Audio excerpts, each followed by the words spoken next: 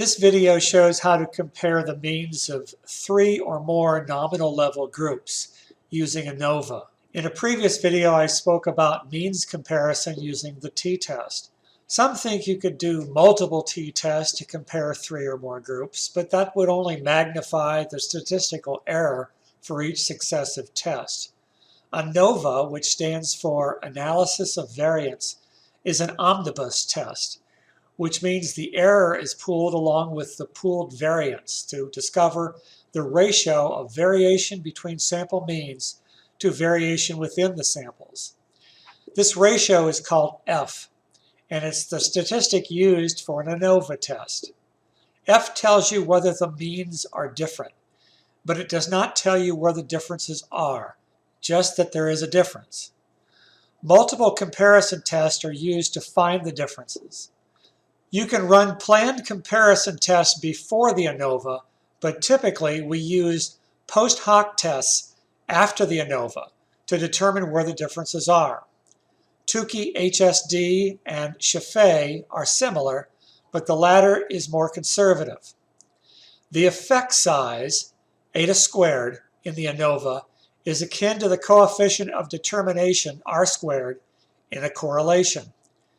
SPSS reports a partial eta squared, but you should examine the ANOVA output and hand calculate eta squared.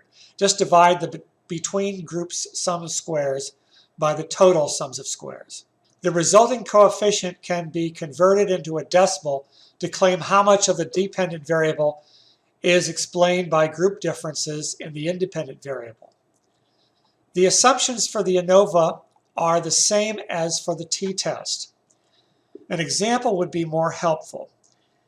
This data gives attitude change scores following a persuasive message.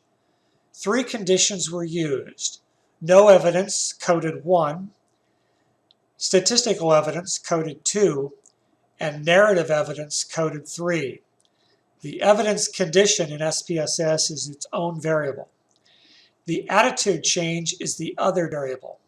If you click on Analyze and choose Compare Means, this time we're going to be using the one-way ANOVA. With a t-test, the dependent measure is called the test variable, but ANOVA in SPSS calls it the dependent list. The group variable is renamed the factor.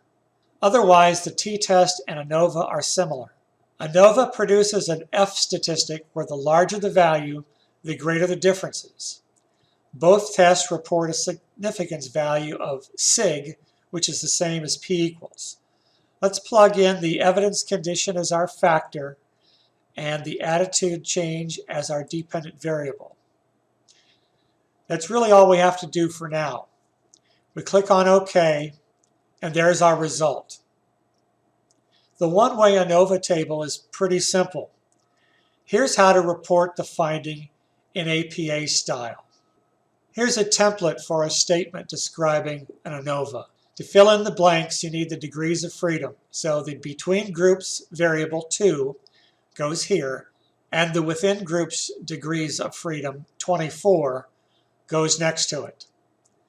The value for F is your statistic, 5.44, and P equals 0.01, which is your significance of the test. The next step is to calculate eta squared, which is simply bringing up my calculator.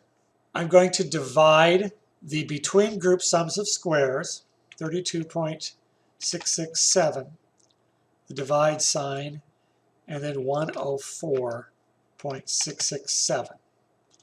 Not a complicated calculation.